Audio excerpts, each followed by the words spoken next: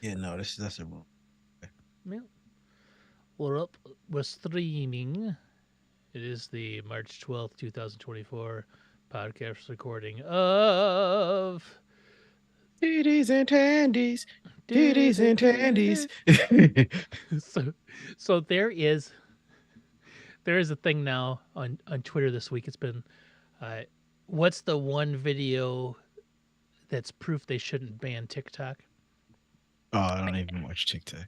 Neither do I, right? But these videos are cracking me up, and one of them, oh my god, it had like a 80s or 90s like sitcom or like action movie like theme song quality to it, where the guy is singing about the steam coming out of the streets in cities. Like, what is that steam? Mm. Nobody ever asks. What if it's evaporated piss? It's like, what if every time you flush, they heat it up and it turns to steam and it comes out the streets? And then he's singing this with playing the synth, and all of a sudden this woman kicks in with a saxophone. She's just like, it's straight Beverly She Hills comes in with a Cop. sax Oh God, it's solo. amazing! It's amazing. It's like a straight Beverly Hills Cop saxophone. Oh. It's a glorious video, and now I can't stop thinking about what if that steam is piss. And that steam doesn't exist in Chicago that I can remember ever walking It down the doesn't? street. It might, but It I don't. definitely exists in New Oh, York. I know. That's what I think of every time I see It that definitely that exists street in New steam. York. And you go over, you're like, I don't know what this is. Like, that smells like this isn't water evaporation. Like And that's what the it's got a song weird is. It's smell like, to it. people are walking around, they don't seem phased by it, but what if it's piss? What the fuck's going on here? Oh man, one of my favorite videos. I don't even know. It's not even a TikTok. And I walk around the house saying it all the time. Guys buy a car and he's getting robbed. The guy pulls like a knife out on him and he fakes a heart attack. He's like, call an ambulance, call an ambulance, but not for me. And pulls a gun out. Probably one I of know my what you're favorite. talking about. It has made me laugh so many times. And I'll just go along. I'll be in the house going, but not for me.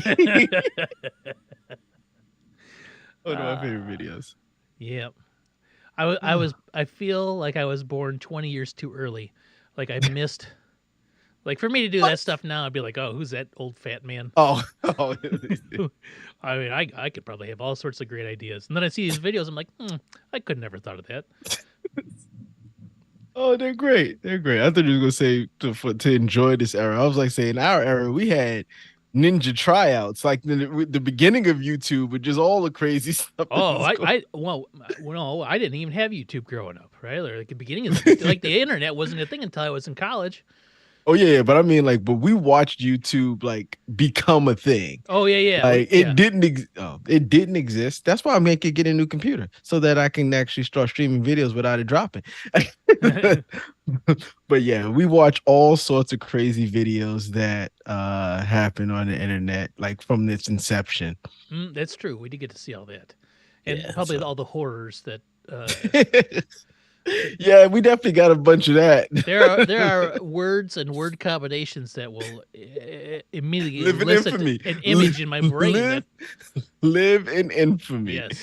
And what's crazy is there was no real social media. It was just word of mouth. Yes. It was like, how did this travel so far so fast? Like the most innocuous of that is Rickrolling, right? Like, but Yes. the most diabolical and devious is like Goatsy. Like, I was thinking Two Girls, One Cup. there's that. was Like, hey, check out this link I just found. I'm like, okay, Yes. and it's coming from a trusted Oh! source, and you're like, oh no. Now, Oh, no. like the Two Girls One Cup, yes, that's the thing. But the Goatsy thing, though, It's burned in your there's a head. certain like geometrical quality to it that you see it when you don't want to, and then my God. it ruins everything. I'm gonna have to show you. There is No. a no. In Destiny 2, we play this game. Uh-huh. There is an emblem, and all I see when I look at it is Goatsy. Like it is like a diamond shape. Like it's so I have to find this image. Destiny. but I don't want to. Oh, I gotta go to. I have to go to. I don't know if people say it is, but the first time I saw it, I was like, "Oh no, I know what that is." I gotta go to incognito because I'm gonna type Yeah. Goatsy, even though it doesn't protect anything here. Destiny Goatsy emblem.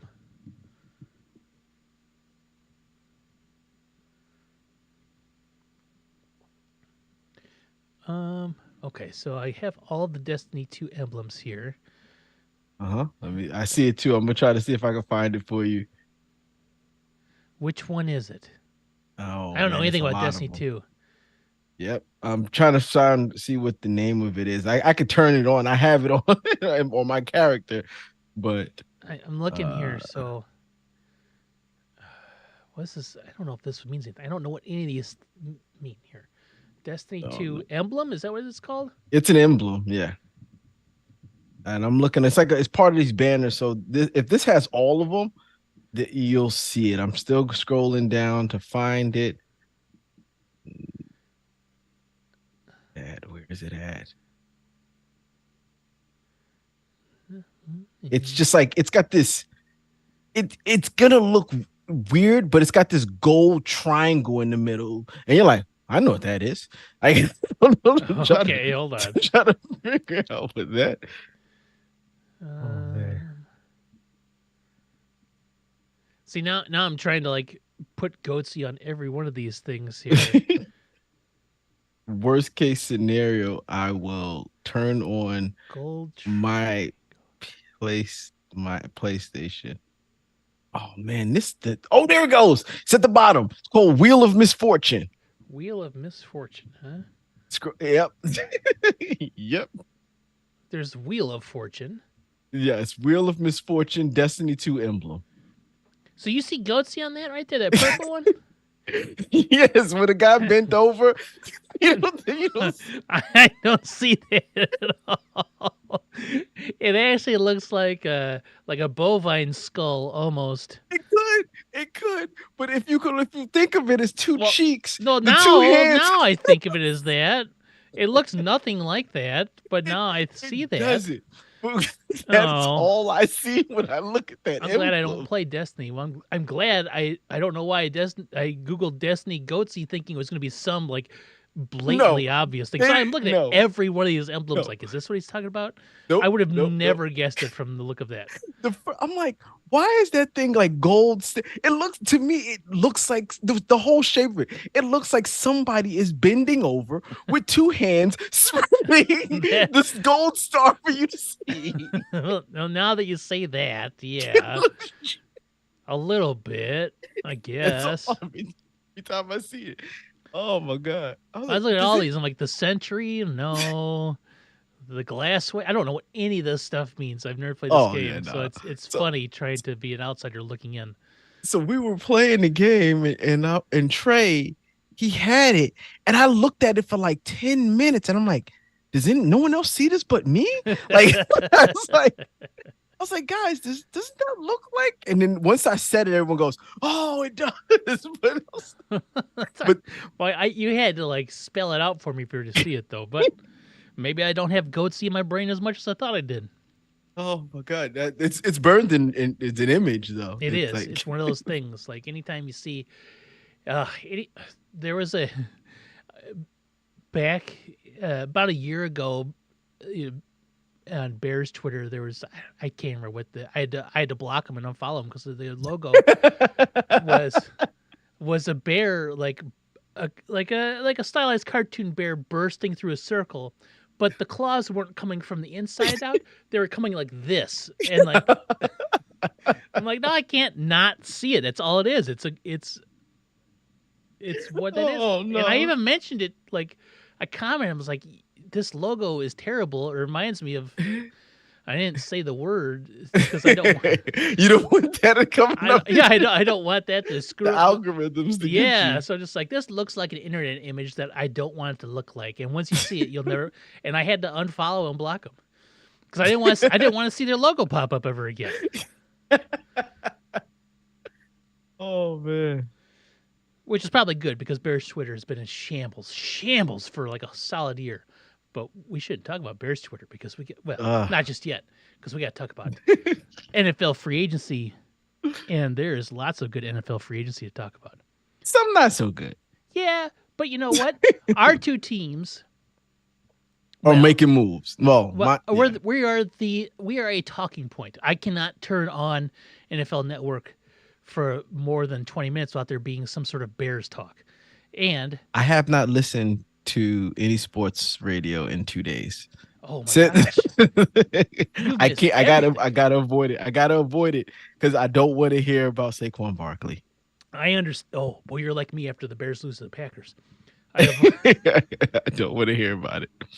I don't Do want you to want hear to talk about. about that yet, or do we want to talk about something that I saw, and I like we have to talk about it today because it may affect one of your way too early picks. Is it about the Giants or is it about? No, it is not. It's Wait, about let's get the Giants talk out the way. okay. Let's Yeah, get the well, this Giants might talk derail out us the for a little bit, so we'll have to come back to it. Just remind me that we have to talk about something very specific. It's New York news related, but it's not Giants specific. But let's talk Okay. about Giants. Let's talk about Saquon Barkley first. Yes. All And right. Okay. no, go ahead. I was just saying there's Uh, lots of running backs going this year, but Saquon Barkley is the there big news. there are lots of running backs. This is a Giants and Bears basically podcast, and I have to say, I felt it. There was hope that he'd stay, but I kind of had reserved the way that he was going, Mhm. right? Because the Giants had control. Mhm. If they wanted him, they could have franchised him. Nothing he could have done about it, right? Mhm. They did him a solid, or they like to say it's a solid, but that means they had no plans on keeping him Yeah. by by letting him test free agency because there's no chance that you get him back. So I kind of reserved that he might be leaving. He was going to leave the Giants. So I kind of wrapped my brain around that fact. But and then I was hearing Bears. I was like, okay, I don't care. Texans, sure, go. Ravens, beautiful. Oh, hope the Ravens do well. right? Right. These are the teams that I was hearing. And then out of nowhere, the Eagles? No, not the Eagles. What do they need with Saquon Barkley? This is what I'm thinking in my head. And I still believe that, and we may have to have a conversation about that. What do they need with Saquon?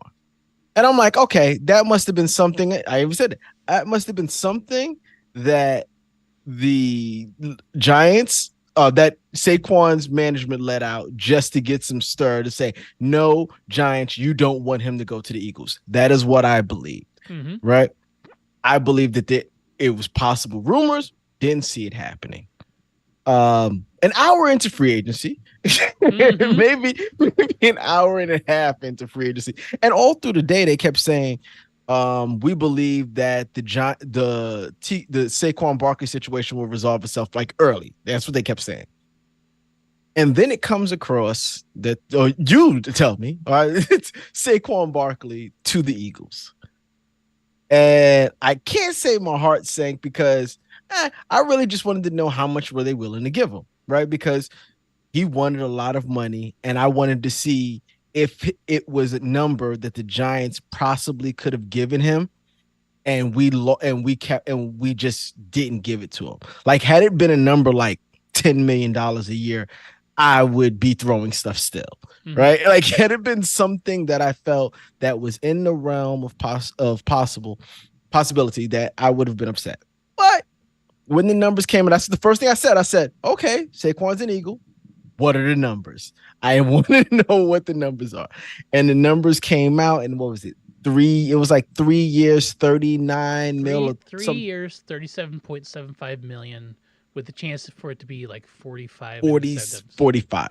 45 or 47. It comes to close to 50, if with incentives, 15 mil per. And the big one though is the 26 million guaranteed. Guaranteed. Which is more than the Giants offered in their 13 million a year from last year. So definitely. So he definitely did well for himself. And I'm actually happy because I did not see any running back making close 13.5 up to $15 million a year. That makes him like the third highest paid running back or something like that now. Alvin Kamara and Christian McCaffrey. Hmm. So he wanted to be at that number. I didn't see that as where that it was going as the running back market was looking. It's unfortunate what's happening to the running back market, but that is what it is. But seeing him go to the Eagles hurts. Yes, It hurts. I understand. But I am going to boo him every time he touches that ball in Oh, that you green can't boo uniform. him yet. Yes, you can. Yes, No, you can. He put the no. green uniform on, he gets booed. If he would have put any other uniform on besides a Cowboys uniform and a Commanders uniform, he may not have get booed. He might have got cheered coming back. Odell Beckham got cheered coming back coming back. It happens. But the minute he puts that green uniform on, and it's just something he's gonna have to deal with. Yeah, I understand Those that. fans will love him. They'll still love him.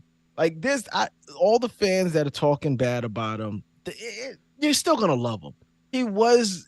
He's a nice guy. He was the face of the franchise when the franchise was and is poop, That's right? true. And the team is what did him wrong. It wasn't him that did anyone wrong. No Yeah. one. He did everything he was supposed to do, and he got his money, and he got the money he wanted, which is what I'm happy about. But every time he touches that ball, Yeah.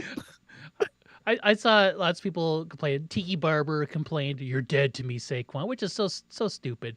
I saw people complain about it's like a heel turn. I'm like, it's not a heel turn. A heel turn no, would be like if he went out there with Dayball and Shane and he had his jersey on and he ripped it off yeah, to be an eagle right there. That's a oh, heel turn. the Or heel turn. that's 100% heel turn. Or what? Shoot, if he gave what if he gave Dayball a Stone Cold Stunner? Now that would be That's amazing. Stone Cold Stunner is like my favorite finisher move on that and Rob Van Dam's 5-star frog splash. My so two favorite finishing moves. Saquon Barkley is a big guy. Hmm. But trying to stone cold stun that neck of Dayball, that'd be difficult. Well, That'd be the Stone Cold difficult. Stunner all starts with the gut kick, and Yeah, but Saquon's you got got to get around that neck. giant quads for kicking. Oh yeah, yeah. No, it was tough. That is But tough. like I said, I'm happy he had. And to mention Tiki Barber, right? Tiki Barber wants to talk about someone who's dead to him. He's been dead to Giants fans since he left the team, right? He has been trying to get back in the good graces of the Giants fans since he left the organization. He's been trying to say good, positive things. He's trying to not to talk negative about the team, even though he's in the media. He has been trying to get back in the good graces of that team. So you talk about someone who's dead to fans. The fans that remember love Tiki Barber, but when he said those things about Eli Manning, and then left the team, Yeah. and then they go on to win 2 championships, and he tries to take his career someplace else. He tried to leave football. Yeah. He tried to do what Michael Strahan did and go into broadcasting and leave football, and it didn't work. So, and I like Tiki. You know, I like Tiki as a I've player, always liked Tiki but too. his post career, I just didn't like the stuff he said about Eli, and yeah, so I don't want to hear about dead to me because he's been dead to me for quite some time. The, And I was really hoping that Saquon Barkley could break every one of his rushing records in New York. And that's what I'm upset about. I don't That he think did. Tiki ever had the personality for TV and stuff. He's not Michael Strahan. He's just He would smile and he had the face for TV, he always right? seemed he always seemed phony to me. Kind of. And I think Rondé is actually a more personable individual for being like you always see him. I don't know. That's just me. Tiki has the look of someone who wants to run for politics. Yeah, I'll give you that. That's the look that he has. And that's why it rubs people the wrong Yeah. way. Yeah. Rondé, although they're twins, identical twins, Rondé doesn't give that aura. No. So, Like that is inflated self-importance, smarmy quality to him. Yeah. Just never dug it. Great player. So Great player. I'm excited for Saquon to get his bag right. He gets his guaranteed money, which is huge, right? Good for him. Yep. He's also one of like the 95 running backs that signed deals in the last 2 days. Mm-hmm. But I'm also excited, and I know you're not excited about it, but I'm excited to see what the Philadelphia offense is with With him? him if they use him like a Christian McCaffrey sort, where he comes out of the backfield, maybe he lines up at the slot, he carries the ball, he catches passes, he's an outlet for Hurts. I'm gonna be honest, because of the offense that they run, I don't know if he will be They that. got a new Like offense, though. They got a different coordinator going in there. they need to run the ball, right? They need to run the ball. But even if they run the ball, when you look at the numbers, DJ Swift had over 1,000 yards, right? Mm-hmm. Carrying the ball 4.6 yards a carry. The year before that, Miles Sanders had 1,200 yards, carrying the ball 4.9 yards per carry. If we think that Saquon is going to go there and rush 1,600 yards, then that would be a plus, right, for that team. Well, but they always have yards for anybody's a plus, yeah. Exactly. But if it's close to what DJ Swift did, if it's close to what Miles Sanders did, then it becomes, did we really need Saquon to pull those numbers when we was able to get a running back to do those numbers who wasn't getting paid 13.5, 13 and a half, 15 million a year? And yeah, I just don't know if the running back was the position that the Eagles were lacking in to take them to the next level. That could be, but Saquon is a dual threat for sure, running out of the backfield and catching out of the backfield, and he's a home run hitter at any time he touches the ball. Yes, fast, yeah, and with the new Kellen Moore offense, who knows what it'll look like? Who knows what they'll do? Well, we kind of do know what the Kellen Moore look like. It's gonna look like what the Cowboys looked like 2 years ago, right? Yeah. It's gonna look similar to that. And are they gonna run a two-headed monster like they had before? The Eagles usually like to run multiple running backs, and that they take the ball out of their bell cow's hand in some situations. And it's just I just wonder. I just don't know. But this is the Eagle hate though. But I don't know if. I know he's an added player. He's better than the running backs they have, but I don't know if that was the piece that's going to take them into that next level that they need to be in. Yeah. That's my thing about yeah, that. You never know. I think it's an interesting signing, and I think it'll be. Oh yeah. I think they'll put up numbers. Oh yeah. I do think they'll put up with AJ Brown, him, and Hurts. They'll put up numbers. I think it'll be the new greatest show on turf. But I think they need more than that as a team for me to actually be scared of them. Right.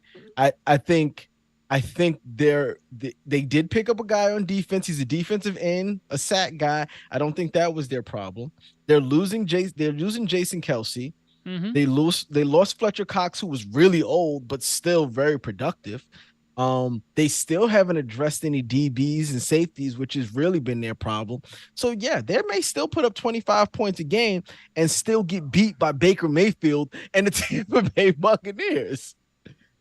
Yeah. So, and I'm hoping that they do. I'm hoping that they do. Yeah, you never know. We'll see. Okay. So Saquon does that. And I think the most interesting part of the Saquon deal, not even just going to the Eagles, but the guaranteed money take. The money. And I hate that it's 3 years, 37.75 with bonuses, 26 guaranteed, because another person, Darnell Mooney, who is just a guy, wide receiver, could be a decent number two, goes to Atlanta for identical money. It's just, it's the market, and it's unfortunate that to get that kind of money, Saquon Barkley has to be one of the top running backs in the league, and for Darnell Mooney to get that money, he has to be a wide receiver. Yes, that's what you think. He just has to be a wide receiver. Who has a history of contract 2 or 3. Yeah, he has a history of being pretty good one year, and then so the rest, and there's that. Well, now the Bears made a signing this week, and it was signing of their own. They re-signed Jalen Johnson, who was one of the top defensive cornerbacks in the league this last year, and. Now, here's his deal. It was 4 years, $76 million. but the guaranteed money is 51.4, which makes him the second or third highest guaranteed money for a defensive back, but like only a top 10 in a money per year back. Mm-hmm. And I think that's the way you have to go. You have to get that guaranteed money. The number. Remember when Mahomes signed his, 200-year, $5 billion contract or whatever it was, Mm-hmm. and none of that was guaranteed, right? Like it was just a number. But I think that there are certain positions that need to get the guaranteed money. If you're a quarterback, there's no way they're cutting Mahomes halfway through his contract. Well, not Mahomes. No, yeah. Now that contract is a team-friendly $50 million a year deal, right? Even Dak Prescott most quarterbacks are going to see the end of their contract depending on their age. Sometimes, right? Sometimes it's rare that they don't. But I guess to counter your point, see Russell Wilson. Yes. Who did not see the end of that contract. And it is because of the guaranteed money that he is still able to get a check from the Broncos. And he will continue to get a huge check this year. Touche. It's amazing. That check, and because of that deal. Now, here's the best part about Russell Wilson. He just finished his previous contract. The extension, the 5-year extension, was supposed to start this upcoming season. This year, right? So he didn't even get to He never touched the Broncos contract. He was still going off Seahawks contract. Oh, that's the beauty of that.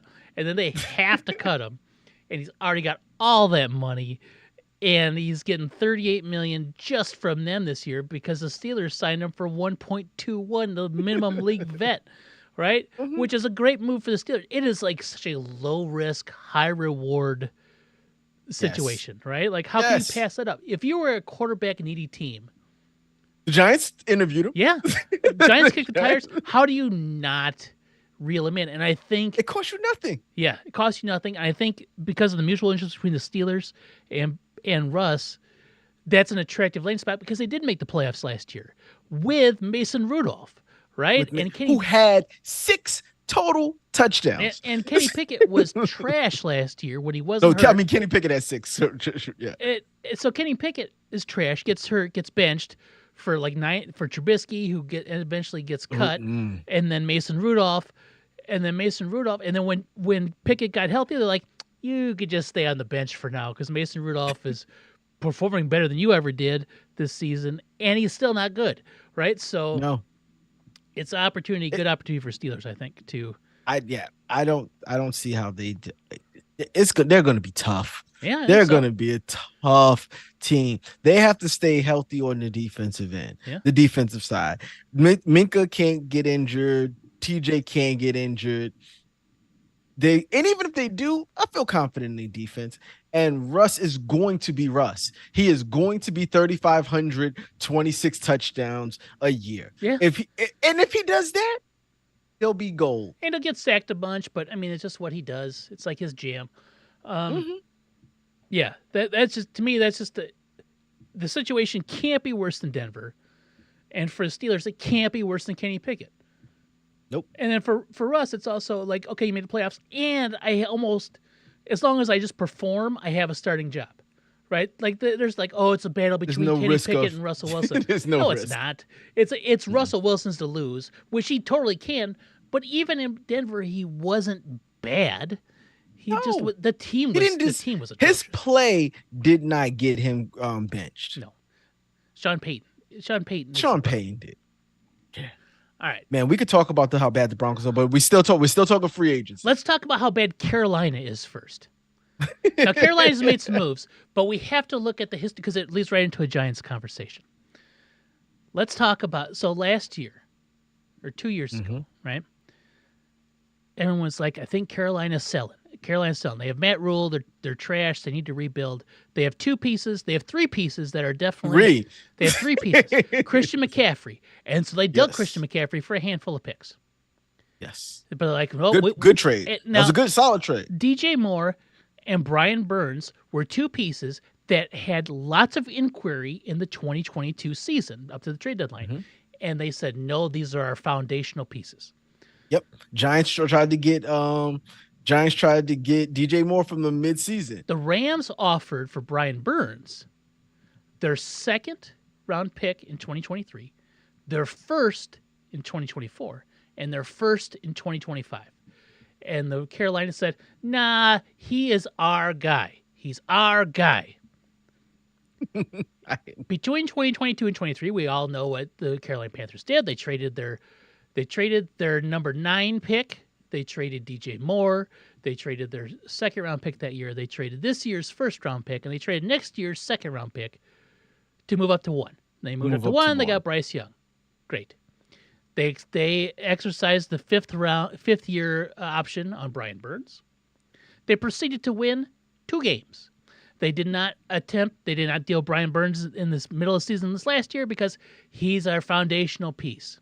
They franchise tag Brian Burns, and then they trade him to the Giants for a second, a fifth round swap, and a fifth. There was a pick swap. They had there's a pick swap and then another extra pick. So they got nothing. They got fleeced. I have it here. I have it here, and I have to share it because I love when this stuff gets broken down because it's so insane. The amount, the trade capital, and what they gave up in exchange for. Let me share. The Panthers traded this year's 1, which is going to probably be Caleb Williams, Christian McCaffrey, DJ Moore, a round 1 pick last year, which was top 10, a round 2 pick, and then the Rams round 1 picks for 24 and 25, and Rams round 2 pick in exchange for a rental of Brian Burns for 1 year. Bryce Young, I don't know why he puts 5'10" there. I guess that's what I laughed at. That's disrespectful. Disrespectful. Outside linebacker DJ Johnson, PFF's 125th highest graded edge rusher, which is that's rough. It's disrespectful as well. This is a Panthers hate thread, but and 2 round 5 picks. They gave up Caleb Williams and Christian McCaffrey, DJ Moore and Burns.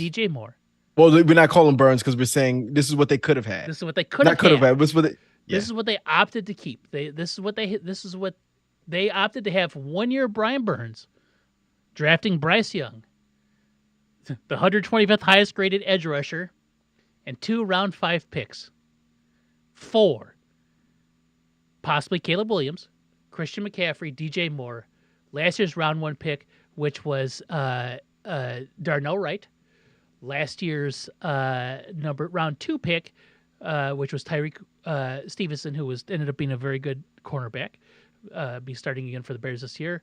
The Rams 2 pick, the Rams first pick this year, and the Rams first pick next year. Whoops. And that's what it was. That's what they gave up for that. And now this year, they just get the second, the fifth, a 5th round swap for Brian Burns. I get it, right? I get it. This is me being, they need picks. They do. Yeah, they're in a, and they have no capital. Burns was their best thing that they had. Because the only way you're going to get picks is with capital. Yeah. And they don't have any. They gave up all their capital to move up to where they wanted to move up and get the player that they wanted to, which was risky, but that's what you do. And that's right. Fine. To get the position that they want, they got to do what they have to do. But now they're looking at their team. But how is a second and a fifth all they can get? How's that all they can get? When he's not under contract anymore. You don't have a full year to negotiate the contract. You don't have that fifth year option. No team's going to trade for him to keep him on the cap. They're going to trade for him only if there's a deal in place. And, I'm talking about last year. Oh yeah, right. And this is why you would give up your first round pick last year. You get to get him for a year. You get to negotiate contracts early. You have the 5th year option. You basically have him for 2 years, right? But last year was his 5th year. Last year was his 5th year. So this was his franchise year. Yeah, so the Rams were willing to give up 2 firsts and a second for 1 year of whatever 5th year option, which would have been like $18 to $20 million. And then what? I don't even know what the I have it right here. the contract is. 5 years, $141 million for the edge, and he's one of the best. He's one of the best in the Hmm. league. The Giants, He's not a sack guy, not a big sack guy, but I'm fine with that. yeah, and I don't think sacks are overrated, but I think sacks are overrated as a metric to determine the value of an edge rusher, Yes, right? correct. Because there's a lot more that goes Tackles for into, losses. yeah, There's quarterback pressures. there's There's pressures, all sorts of things. run There's just defense, being, there's all that just stuff. yeah, being someone who could set the edge. Yeah, yeah, Just being able to set the edge, especially now in this era of quarterbacks that are running. Setting the edge is as important as getting to the quarterback, yes. right? Keeping everything And contained in the pocket. That's what you kind of want, right? yep, Brian Burns, yep. fantastic player, only 26 years old. Yeah. Now is the bookend with Kayvon Thibodeau, and I was thinking about it. I was thinking about this deal because everybody's, well, not everybody, but Bears Twitters was really wanting the Bears to throw all their money at Danielle Hunter, who is a fantastic pass rusher as well, but he's like 28, 29, 30, something like that. And you've already spent a bunch of money on Montez Sweat. There's 22 starting positions in football, and I think what it works great here for the Giants is because their bookend is a young stud who was the 5th pick in the draft, right? Yes. So you have Kayvon Thibodeau, and now you have Brian Burns. Brian Burns. And then you have Dexter Lawrence, who's sealed up because you just paid him. You got Bobby Okereke on a free agent last year, so you shored up the middle of the field. Mm-hmm. I am not gonna lie, I kind of dig the defense the Giants should be bringing next year. Yep. I really do, man. Yeah, because we was hoping that Ojulari would be that other guy, but Ojulari never turned out. He was injured. Mm-hmm. He had some good years getting to the quarterback, but he just been injured too much. So I think Kayvon Thibodeau, Brian Burns, and Dexter Lawrence is going to be great this year. Mm-hmm. And Bobby Okereke was all over the field. We have Deonte Banks. We have two. This will be second-year cornerbacks who are going to be better than they were last year, and they were already pretty good last year. So there's I like nothing better for pass coverage than pass rush. If you got that line locked up like that, it only makes your defensive backs better as quarterbacks are hurrying passes, being pressured when they throw, being hit when they throw. Like that stuff only makes them better. So you'd think like that's going to be good for the Giants. Dexter Lawrence commanding a double team because you can't single cover that man. Yeah. Oh, it's going to leave Kayvon and Brian Burns one-on-one cover. If they got the moves, they're going to get to the quarterback, and I love it. Yeah. And we don't have Wink there. Excuse me. So I don't know how we're going to dial up the blitzes or I don't know what's going to expect from this guy, but he's working with good talent. Yeah. I like Brian Burns. I liked him at Carolina. I like him as addition here to the Giants. Admittedly, I'm jealous of that because it's just a huge speedy talent there. And like you said, his sack numbers aren't there, but I'm not gonna say not there. 7.5, 8. 9, Yeah, 9, 12.5, 8. Right. He's just not the one of those high sack guys. Those above 10. Like even Kayvon Thibodeau had 12.5 last year. Yeah. Right. So it's. So he's had 59 tackles for loss in his 5 years, 95 quarterback hits, 2 Pro Bowls. Like, it's hard to argue with that. It's hard to argue in the 5 years, 2 Pro Bowls. Yeah. I'll take that. Yeah, and his down year last year was still 8 sacks on a 2-win team. A 2-win team. Like, what are you supposed to do? Right? Like he's not winning. Everyone sees you coming. Yeah, you're the only one that. Yes. Yeah. So yeah. He's a guy that gets after the ball, forces fumbles, sacks. Yeah. Love the addition. Jealous of the addition, but I love the addition for the Giants. Oh, we gotta get this back around to Bears talk, and this is going to lead to a question that I had before because of what has happened in free agency with all of the quarterbacks. It's wild. There aren't many opportunities anymore to trade JF. You know, and So 2 weeks ago, I was like, boy, he's gonna be traded, right? He's just gonna be gone, right? Now he's Hmm. still not gone, Hmm. but my level of concern for it is low Okay. because if they're keeping him, cool, they're gonna dump back and they're gonna get hopefully if they're keeping him, they drop back to 2 and take Marvin Harrison Jr. Right? Okay. That I think their best bet is 3.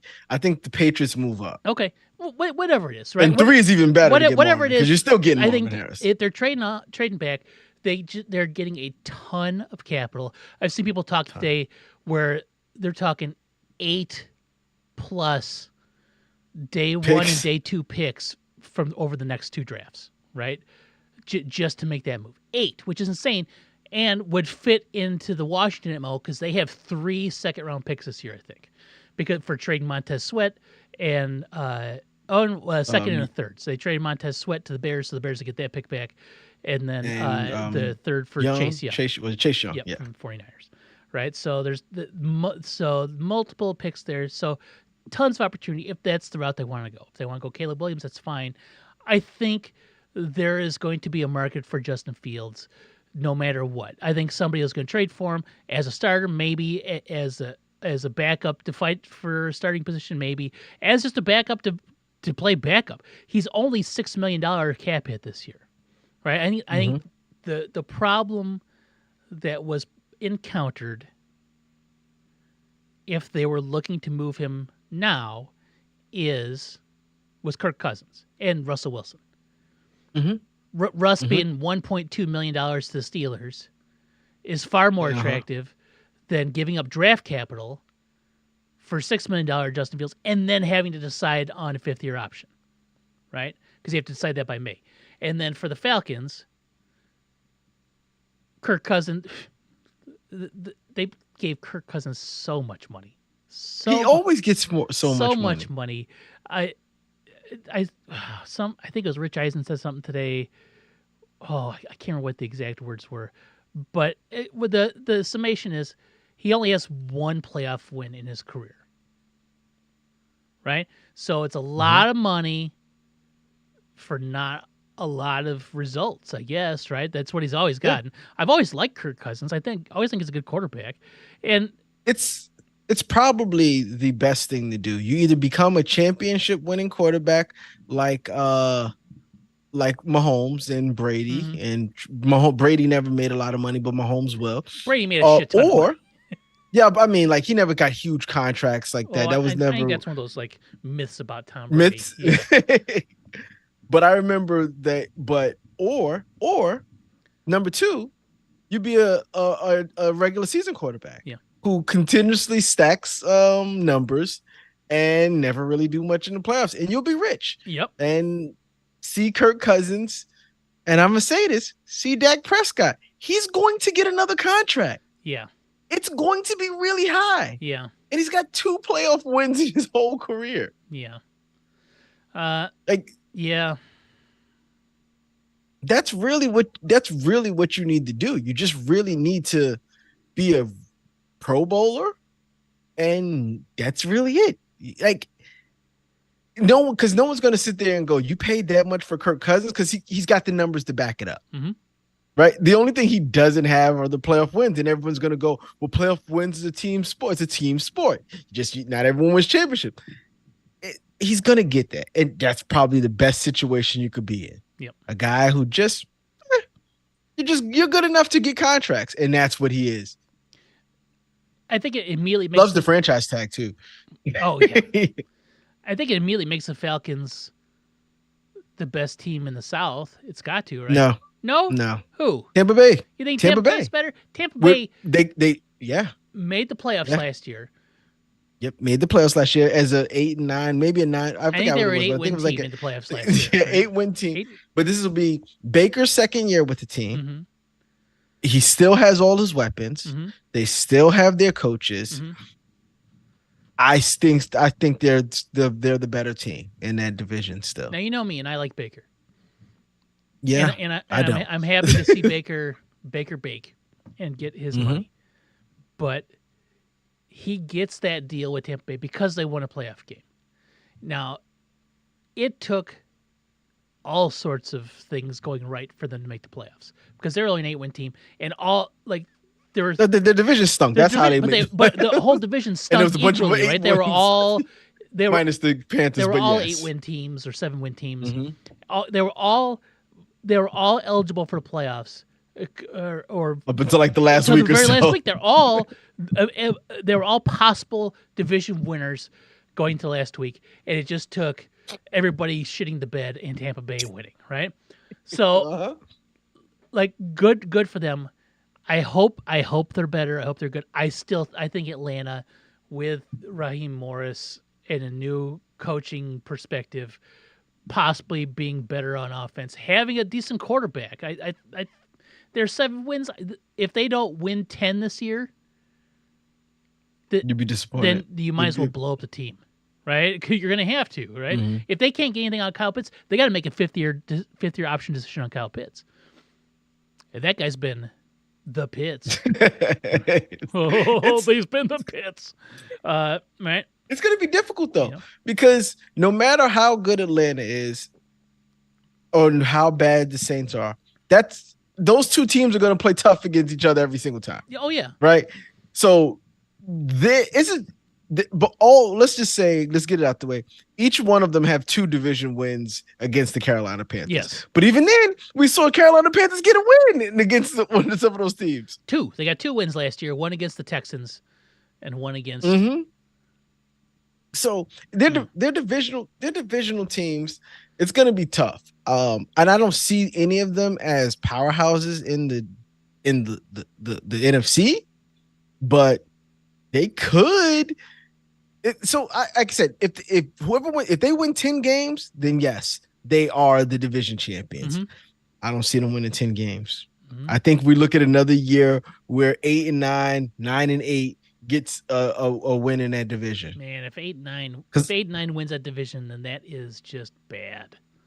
It's not a great division. No, So it isn't. But I mean, it's gotta be better than 8. It's gotta be better than 8-9. Kirk Cousins going there has got to be better than 8-9. And like I know why Kirk Cousins went, because they offered him the most guaranteed money that they could. Of course. Right? It's not Of course, there's that's- always like, oh, he wanted to win, so he went to Atlanta. I think the roster's nice enough to be intriguing, but they offered him the most money. I bet you if the money was the same, he would stay in Minnesota. Yeah, Minnesota wasn't offering that much money. But if the money was the same, he would stay in Minnesota. If it was like if it was apples to apples, he would said, "I'm staying in Minnesota," and even probably plus or minus $6 or $7. Like, so, yeah, I just I don't know. I don't see any of them being great. I don't see it. Yeah, I don't see 10 wins out of anyone in that division. None. Yeah, we'll see. But because of Kirk Cousins going to Atlanta and because of Russ going to Pittsburgh, I think those were the 2 most well, I don't want to say they're most likely, but like to the outside looking in, most likely. Now, yes. I do want to say this for the Bears front office. They got rid of whatever leaks existed in the front office because literally today, Schefter and Rappaport, the two most insidery insiders, ESPN's insider, NFL's insider, were saying 2 different things about what the Bears were up to. Schefter's like, yeah, the Bears are trying to shop Justin Fields and the market's just then down. Rappaport says, well, the Bears really haven't even tried to trade Justin Fields yet because they still don't know what they're going to do at the quarterback position. 2 totally different, like nobody knows.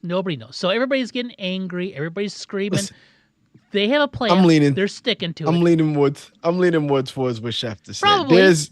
Probably. There is no way that front office does not know what they're doing. This is the thing that pisses me off. This is what pisses me off the most about the NFL, right?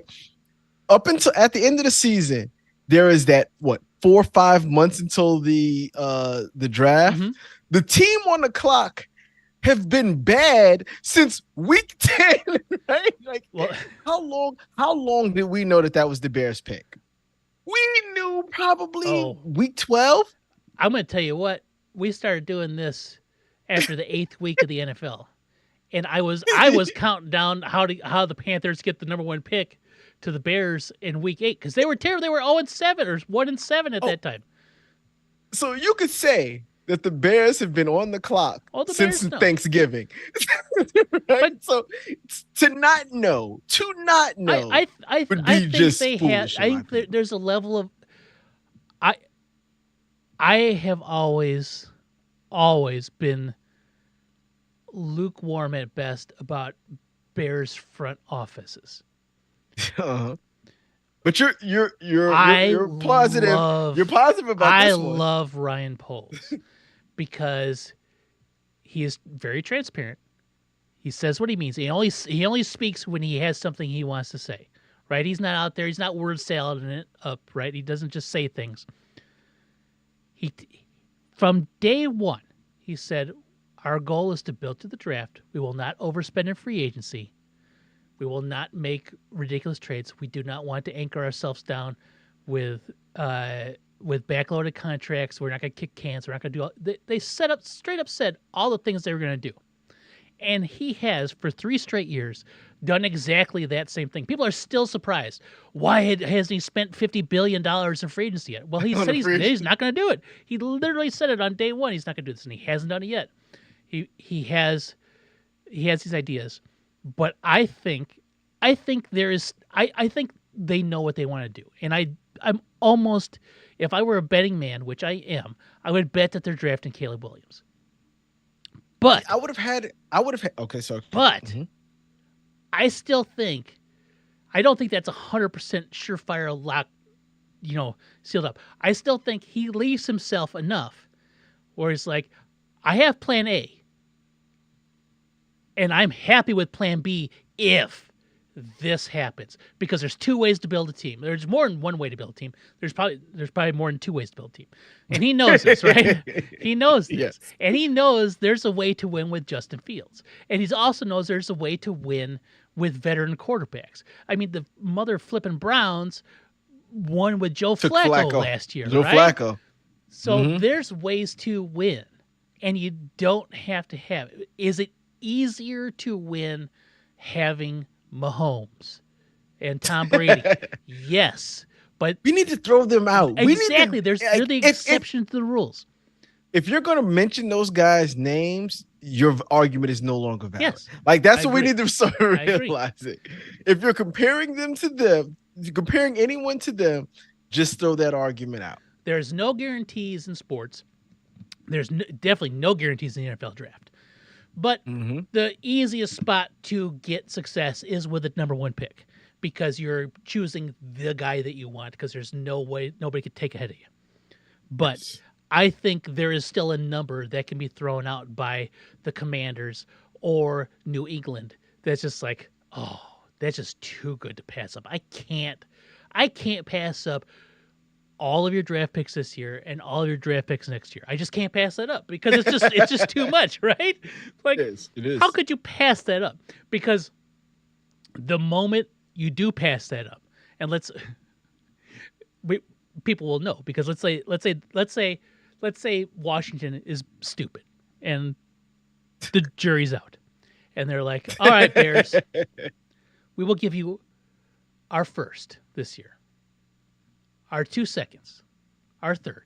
We'll give you our first next year, and the first the year after that, and we'll throw in another 2025 pick, right? We'll do all those things just to move up to 1. And the Bears go, no. And they'll say the Bears draft Caleb Williams. That story comes out. Well, this is what we offered the Bears.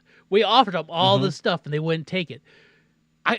If you throw that out there, then that becomes they could have had all this when Caleb Williams fails, right? So there's a level. 5 years from now, we're looking at the list of who all those players were, and you're like, ooh. So there's a world in which they get offered something that's just too good to refuse, and I'm fine with that too. I've been on the keep Justin Fields get a buttload of picks since day 1.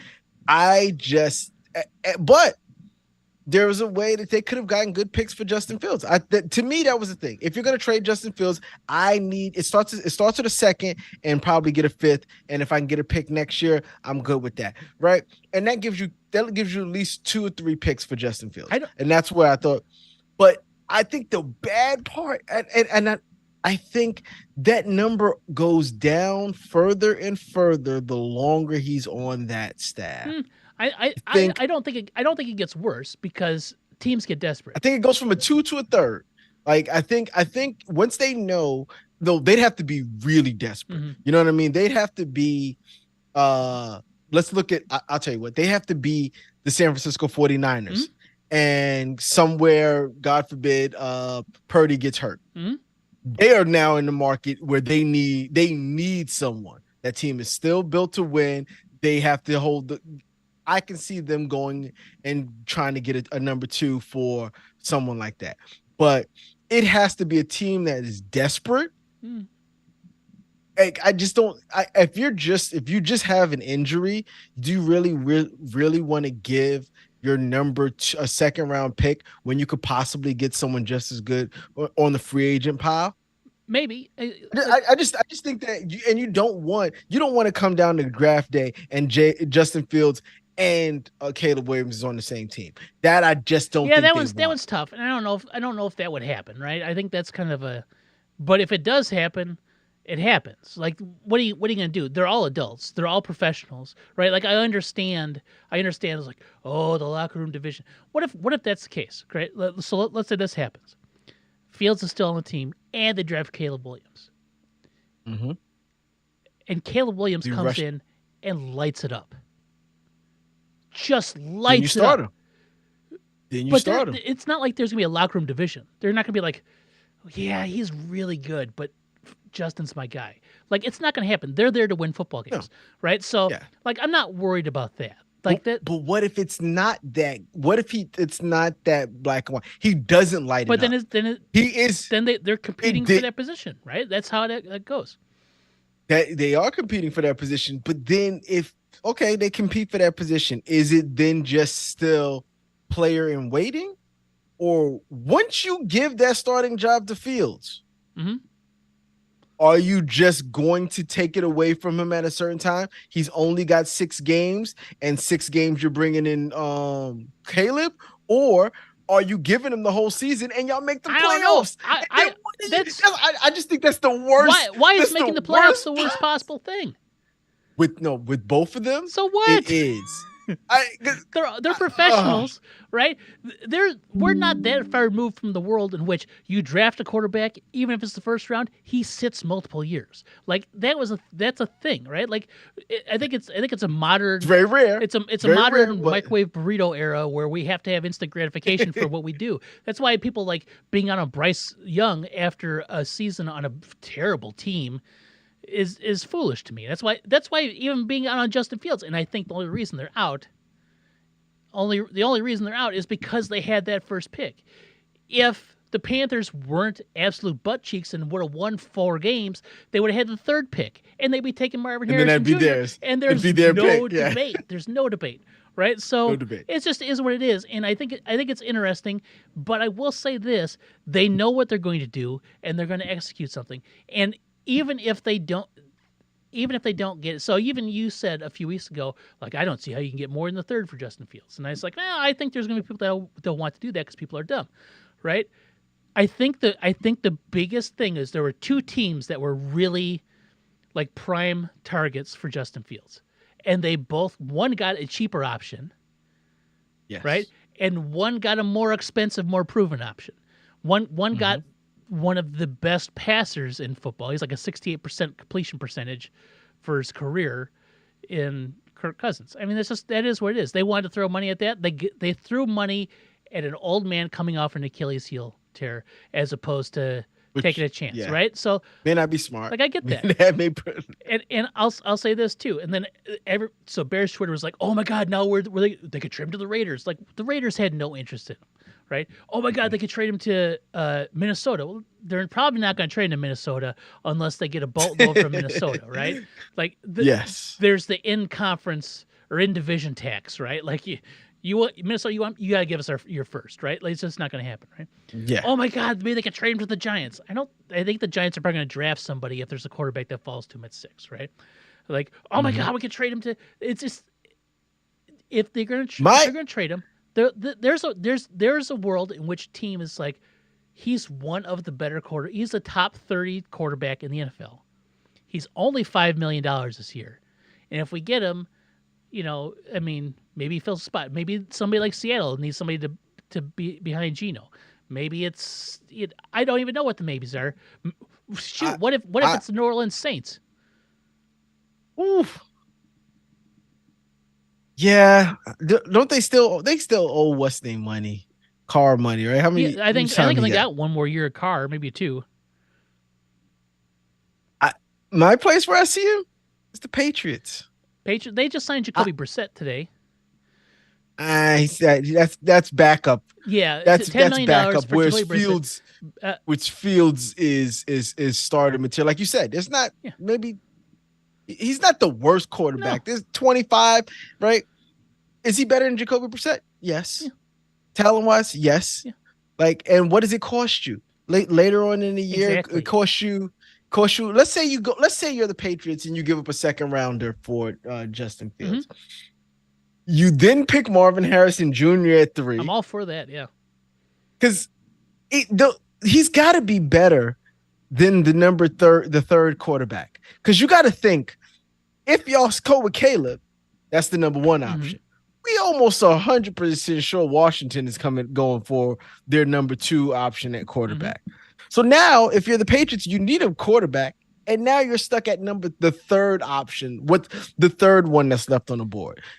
Do you think that third one is better than Justin No, the Fields? third one's probably. What if this happens? What if Washington trades for Justin Fields and takes Marvin Harrison Jr.? Because the guy that they want is Caleb Williams, right? Yes. I Yes. think anything beyond Caleb Williams is settling for them. Like, Correct. okay, well, I guess we'll take Drake May. Okay, I guess we'll take Jaden Daniels. Like to me, it feels like they're selling themselves on. Well, this is just me speculating, and I have no Washington insiders, but it feels like for them to do it, it'd be like they're talking themselves into it, right? So what if they do Mm-hmm. that? What if they say, all right, we'll give you back your second round pick, and we'll take Justin Fields off your hands, and we'll draft Marvin Harrison Jr. and we still have the second round pick. Still have our second round pick, which is pick number 34 in the draft. And then we also have the 49ers third round pick. Listen, Like, that's not a bad if move they either. could, if that's not a bad move either. You're right that they are at the number 2 position, and I think it costs too much for them to move up to one spot Yes. to get the guy that they Yes. want. It costs too much. Do you settle for the second guy, or do you get a cheaper option in Justin Fields and then get Marvin Harrison Jr.? I just need to see like honestly, like if he's there, Mhm. right? If um if Marvin Harris Jr. is there past 2, if the Giants went and traded whatever they could to the Patriots to get back to get that third pick, I would like to say I think he's going to be one of the better players out this draft, regardless of position. Mhm. And him and Justin Fields would be great. And I think a team has that ability, either whether it be the Bears, whether it be the Patriots, whether it be the Washington Commanders. All 3 of those teams have the opportunity to pair that mix because he doesn't go past 4 Arizona scoops. If he's there at 4, Arizona Yeah. scoops him up. And the thing that makes it make sense to me for Washington is they're playing.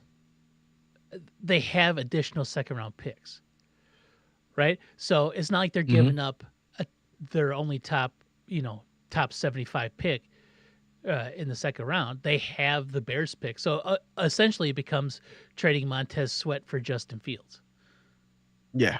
Yep. right? But It's not but bad. but the Bears got to hold on to Justin Fields for the rest of the season, and that's it, right? Yeah, that's Uh, it. That's it. But and look at Washington; they still have Sam Howell on their roster though too, who threw for like 4,000 yards last year but wasn't very good. and It was the not very emptiest good. 4,000 yards in the history of football. And when you say it, you're like, what? I watched that man play. He didn't look good. No, Didn't look such an good. empty 4,000 yards. Sacked a lot, threw a lot of interceptions. Yeah, Like it wasn't like my man Jameis Winston's year it's where he 5,000 threw yards on the 30 nose. touchdowns, 30 touchdowns, 30 interceptions. 5,000 yards That on the looks nose. spectacular. Yep.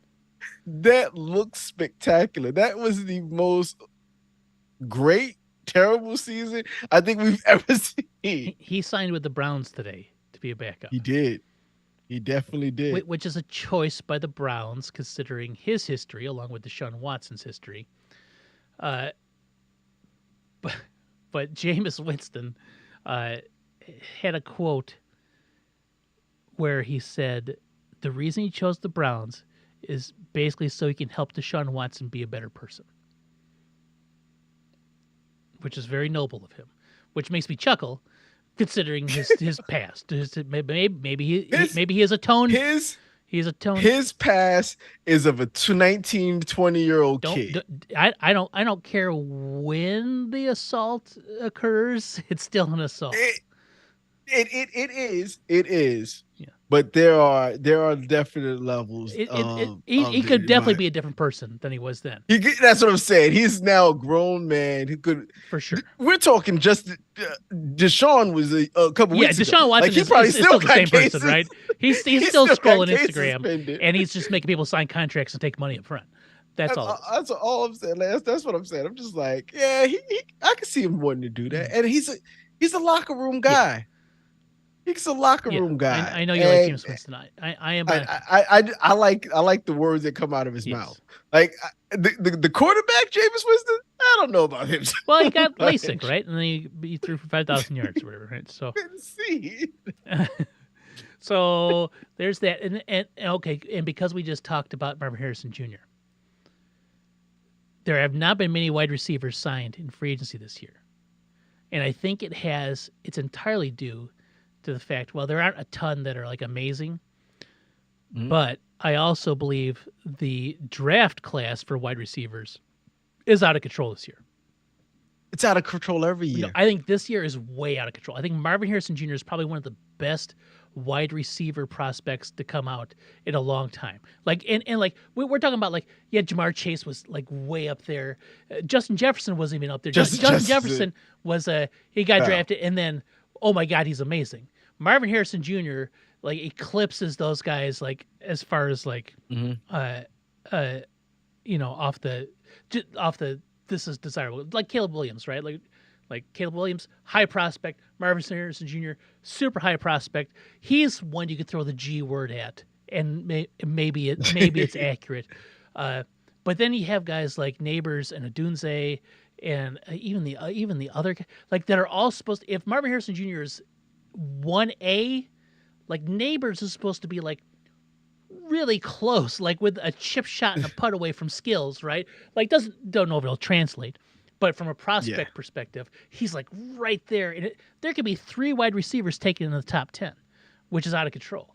And if Caleb Williams wasn't in this draft, there might be a receiver taken first, which it's only happened, like once with Keyshawn? Is that key? Was it? Why do I think in my head of a Detroit Lions player being taken one? Okay, but let's see. But then they have first round, like Williams was Roy one. Williams, yeah, they drafted a bunch. They had back-to-back like years. really high, and Carlos was not Carlos Rogers. I don't say Carlos Rogers, but I think you're right though. I think Keyshawn Johnson was the last wide receiver to be drafted number 1. So as of last year, there have been 3. Dave Parks in 1964. Oh, I remember Dave. I don't have Irving Fryer from the Patriots in 1984, and I think the Patriots traded up to draft Irving Fryer, and then Keyshawn in 96, and that's the last one. Yeah, now, I know the Lions drafted like 3 straight years. They drafted wide receivers. It felt a lot like, less compact though, that NBA draft where the Timberwolves took like 4 point guards in the in the first round. They just kept drafting point guard after point guard. Um, but yeah, I think Marvin Harrison could be the number one if Caleb Williams wasn't in this draft. I, he's He my could be number number one one. even with Caleb Williams in this draft, but I just don't see that being the case. I just don't see Yeah, the NFL has these whole big like unwritten rules of people who can be drafted at what position and this, that, and the third. Yeah. I don't get it. Like best player on the board is best player on the board, regardless of position. Yes. And nowadays that you don't have to pay them foolish money, like out the gate, it shouldn't even matter. But it does. They don't want to pick wide receivers. They're not going to do running backs. They don't feel safe doing defensive players anymore unless he looks. He has to be an edge rusher, and he's got to be spectacular. Yep. I think quarterback, edge, tackle are like left tackle, the three like number that they feel confident picking that guy. Yeah, that guy gonna be a 10-year guy.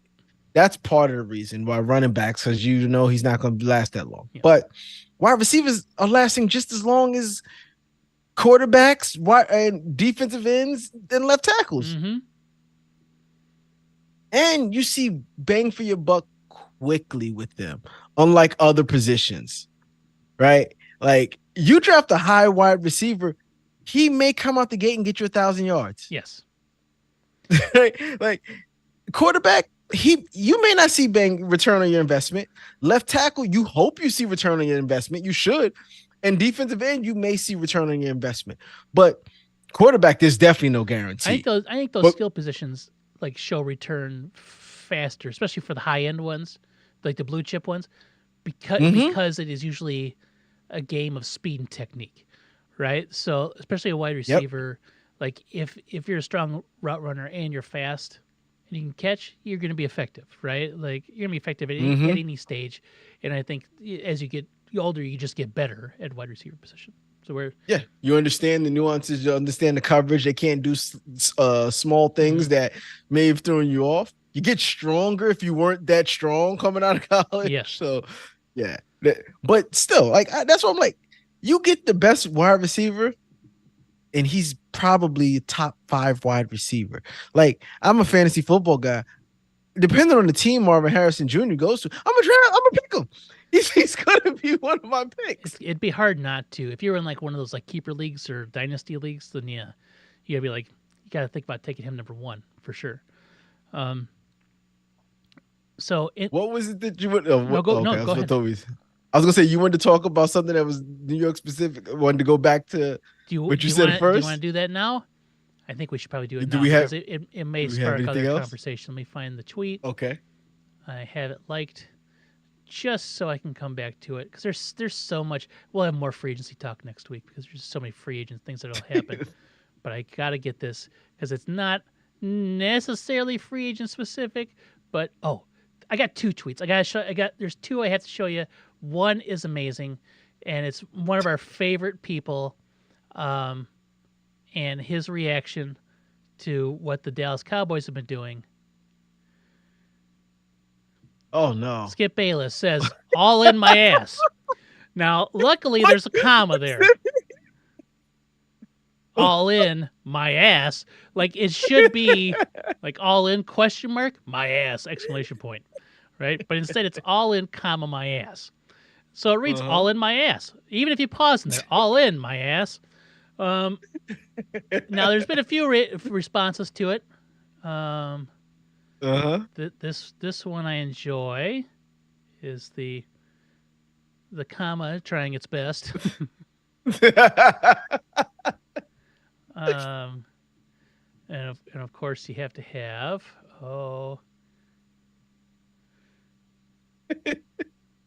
induct that comma into the Hall of Fame. And my favorite is just this. He had to stop talking because he was like, I will not tell you another word. Can the Chiefs just ride the D all playoffs? The defense, ride the defense. Okay. That is Okay, just one making of the sure. greatest. Maurice Jones-Drew was one of my favorite players when he played. Yes. Mhm. He is the absolute reason. If you don't watch the NFL Network, you have to watch the NFL Network on Sundays after games. He does like the all day roundup, right? And Mhm. I enjoy his enthusiasm and his silliness. But all in my ass, yes, Maurice Jones-Drew. Now that wasn't what I want to talk about, but we had to talk about Okay. it. This is the one we want to talk about because it's amazing. New York Jets quarterback Aaron Rodgers is on Robert F. Kennedy Jr.'s short list to be his running mate on an independent presidential ticket in November, the New York Times reported Tuesday. That had not come across anything I'm on the news, checking news all the time. I had not seen that. That is the first time Your I'm reaction seeing was that. priceless. What? How do you expect? How? Okay, how do you expect anyone to take you seriously if you've got No Aaron one takes Rodgers as Robert your F. running Kennedy mate? Jr. seriously anyway. I think there's a percentage Correct. of people. Yeah, a smidgen of people, Yes. but really, But he's so is he going to be doing the vice president debates while he's in minicamp? well, While he's I think he would have to like not play for the Jets. Right? well, they don't do those debates on Sundays. Oh, that is true. So because they dare not interfere with football. So So there's a guy on Twitter taking a victory lap because about this time last year, he said, "How upset are Jets fans going to be when Aaron Rodgers has to stop playing football to run as RFK Jr.'s vice president?" Right? Like he literally said it like a year ago to the day almost. He's running a victory lap right now on Twitter. he should. Oh, as he Yes, should. Right? Yes, he should. It's amazing. It's so amazing. Like just the thought of it and just the idea that let's say like the dude wasn't even qualified to host Jeopardy. Now people wanted to run for vice president. Wasn't he was so not good. So Why? wouldn't it be so amazing? I'm glad I'm not a Jets fan. And I'm glad now I can root again for the Packers, right? Like I'm so Can't root for the Packers. And definitely here's the can. political angle. Wisconsin's a battleground. I'll definitely win Wisconsin with Aaron Rodgers. I live in Wisconsin. Half the state hates the man right now because he left a team. He's dead to me. They're all Tiki Barber and Aaron Rodgers. Like half the state cheered when his Achilles heel snapped last year. He held the state hostage for years. For years. Mm-hmm. I think I'm gonna retire. Mm-hmm. I think I'm gonna be back. I'm gonna get paid $50 million for this year. Maybe I'll play again. I don't know. But for like 3 years he did this. Yep. Pardon me while I go lick toads and eat cactus and sit in a dark room for 4 weeks while I. I'm going on my dark retreat, and I'll come back. I'll make my decision after. Shut up. The man has been a clown for a long time, and he's one of those people that we all know people like this, who somebody said, "Wow, you're smart," because they said something one time, and they're like, "All right, yeah, I could see that," and they just like everything is this weirdly pontificated like. But he's only smart around dumb people. Yeah, exactly. So right? the people he hung out around, I was like, whoa. No, we all know those people. Whoa, right? that was deep. Yeah. That was deep. Oh, yeah. Why don't I can't even think of something stupid. Why doesn't the space turtle ever roll over and we all fall off? Like I don't know, right? Oh, Jesus. But I knew you would Christ, enjoy that. That was a rough one. Yes. But I'm glad he's a Jets guy, Yes. right? It goes. He somehow fits perfectly with them. Mm-hmm. Yes. Like Now, there's also this, which is kind of amazing. The Vikings are in dire need of a quarterback. Now, Brett Favre played for the Packers for like an eternity, and then was pushed out of there Oh and went to no, the Jets. And then after a season of the Jets, he's like, "Fuck this! I'm going to Minnesota." no, they won't trade Aaron him. Rodgers throwing to Justin Jefferson. That'd be nice, but Yeah. you talk about hate at that point in time. They'd hate Oh, I him. know. He'd never be allowed across the Oh, border. He'd never be. there He'd never be there allowed would in be. Wisconsin. I've seen the trucks at the gas station with all the stickers on them. They would drive to the border, not the United States Mexico border, but the border, the long stretch between Wisconsin and Minnesota, and they would just sit there with shotguns waiting for Aaron Rodgers to drive up to it. Even though Rodgers could fly over it, they probably shoot at planes. They probably shoot at every plane that flies over their head too. I've seen these people. They buy donuts at the Quick Trip. I know them. Are the donuts at the Quick Trip good? Nah, they're just gas station donuts. They're just gas So station donuts. the gas station up here in Wisconsin, the big one, is called Quick Trip, KWIK Trip, and they have like fried chicken and all this stuff in it. They have like a full like kitchen in every gas station, and I should have took pictures and I wanted to share them. I was going to share them with the group chat last week, but I just like, it's too much work. They have all the signage up for their chicken right now. It's like the chicken signage is it that time of the year? the chicken signage. So this is how you know. One, we're old, but two, remember when we were young, and all of a sudden like commercials would say the word like dope or fly in them. And you're like, all right, these words are done. As an old, now I know what words are not acceptable. There's like this chicken, chicken with Riz. And then Oh, this chicken slaps. And I was like, are you kidding me? Jeez. These are the signs that are at the door going into Quick Trip. And like they're fine, they're finely crafted signs. The chicken looks, like, oh, it looks like good chicken. It looks like good fried chicken. But I'm not gonna buy a chicken. I'm not gonna buy chicken with Riz. I'm not going to. Unless if Riz is what pays for the chicken, then maybe I'll buy chicken with Riz. So you know that the people in that marketing were our age. Oh, you know, I know. Or older, slightly older, trying to market to young kids. Yes. Yeah. It's like, do you remember that? But they don't get it. Do you remember the Subway Wraps commercial where they had? No. Oh boy, this is one you got to find. It's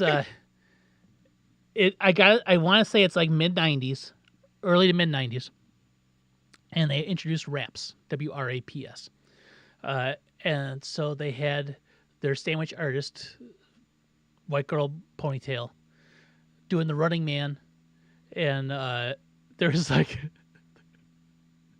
There was like the record scratching and like and like the really like, I'm a Subway artist and I'm here to say I love making sandwiches every day, right? Like that sort of level of thing. And I love that commercial so much. I loved it so much. Remember when we were talking about bad commercials and loving bad commercials like last week or week before? That was one of them. But now this chicken with Riz and chicken that slaps. Oh, not chicken with Riz. I gotta see if I can find it now. Quick Trip chicken Riz. Oh wait, did somebody put a picture on it? No, that's like their old signage. It was just like no ordinary chicken. Oh God, I wish I would have taken a picture. Now I've wasted my life. Oh, come on. Oh, Where's the Riz signage? Come on, quick. I bet you if I went to their website. Yeah, but that's what it is. What were you talking about? I asked about the donuts at that place. Yeah, and you was like, they got other foods. This They're is just fine. food. Kids like the donuts. They're not. There's no good donuts in Wisconsin. I'm just gonna throw that out there. Man, trying to think. What else? Oh, so about that. I was thinking more about the Skip Bayless. What are they doing? What are the Cowboys doing? I don't know. They don't have the salary cap. Mm-mm. Like their job was to sign Dak Prescott long term to free up the space to get the players they need. Yes. That's what they have to do. They have to do that. Yes. Well, they are now behind the eight ball in free agency. Yeah. They will be getting the cheaper guys, and sometimes this is where you find the guys that are you need on your team. The ones that after the first run of players go out, that you start getting the guys that they didn't get big money. They may have to take their wants down. So this is the second part. But they needed a running back. Yes. Needed a running back. They don't have anybody. No, and the run on running backs is over. It is. Everybody's gone. Everybody's been picked up. It's over. Yes. So now you're in a state like, how did they end up here? Joe Mixon. Mm-hmm. Giants got Devin Singletary. Mm-hmm. Like some of the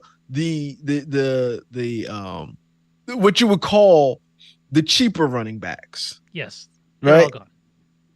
They're all gone. Derrick Henry, who I thought they might have gotten, but they couldn't get those guys until they handled the Dak Prescott situation. Yeah, because they're still over the. They just didn't have any money, right? So, what are they going to do? Like, what are they doing? Like, they are strangely quiet. Yeah. Well, they have to rework Dak Prescott's deal, declare cap space. They have to do that. They let their Hall of Fame tackle go to free agency. Who's still out there, needs to be signed. They lost another offensive lineman. They don't have a running back because Tony Pollard got for some reason a really good deal with Tennessee. I don't understand what they're trying to go for there, but that's fine. I don't know what they're going to do, and I guess. But I mean, they have so many situations they have to worry about because they have the CeeDee Lamb situation. What do we do about CeeDee Lamb? What do we about do about Dak? What do we do about Micah? Because Micah's on his 5th year. Yeah, CeeDee Lamb, Micah. Mm-hmm. They also have Diggs. Did they sign Diggs? They signed Diggs. They extended Trayvon Diggs last year, and then he got hurt. Bland, yeah. He's up for a contract. If they want to let him walk, they're gonna. But I don't see a world where they can give Dak Prescott $60 million a year, mm-hmm. pay Micah like a top 3 pass rusher, mm-hmm. and pay CeeDee Lamb as a top wide receiver. Yeah, there's just not enough. I don't see that. I don't see where that is. I don't know. If CeeDee Lamb's gonna want to get paid like a top 3 wide receiver, Mike is gonna want to get paid like a top 3 defense pass rusher, mm-hmm. and you're stuck with Dak. You can't. There's nothing you can do, and Dak has nothing to do but twiddle his fingers until you come to him and tell him that you want to extend his contract for more money, mm-hmm. right? Because what are you gonna do? You're not gonna cut him. Mm. But then you're really screwed. Mm-hmm. You have no backup. Dak is still one of the better quarterbacks in football. Exactly. So he's not going to be a casualty. You're not going to just cut him. So he doesn't even have to come to them. Mm-hmm. He can just twiddle his fingers, and he's already seeing guys like Kirk Cousins is what they're getting in free agency. Mm-hmm. He's just sitting there, just like, if y'all don't want to sign me, I'll go to free agency. Mm-hmm. They'll get. They have to sign him, and that means they're going to have to make him the highest paid quarterback. You know how crazy that sounds? Dak Prescott being the highest paid quarterback in the NFL. Yeah, it's kind of crazy, and they have no choice. No. They have messed up the Dak Prescott contract situation his entire career. Yes, and it shouldn't have been that way because he was a third round pick. Yeah. Right? Sign him early, sign him cheap. But they franchised him. I think they franchised him, or they kept putting it off. They gave him a franchise, and they They forced it, and then at the time Ezekiel Elliott screwed them up Mm-hmm. because he was a he. They had a 5th-year option for Zeke, Yeah. and Zeke made them pay him after year Yep. 3. He made them by sitting out. They were supposed to pay Dak Prescott that year, but in the reverse of what happened to Daniel Jones, they they paid Zeke and let they couldn't do Dak, push that out. Mm-hmm. And by the time it was time to do Dak's contract, the quarterback contracts blew up. They had to pay him. And he's just been getting more and more because they are too afraid to handle his contract situation early. Yep. They always let it go too far out. Dak is a $59.455 million cap hit this year. It's the last year of his contract. Looking at Sport Track, they have listed as they put potential out. Their potential out for Dak Prescott is after this year. It was 2 years ago.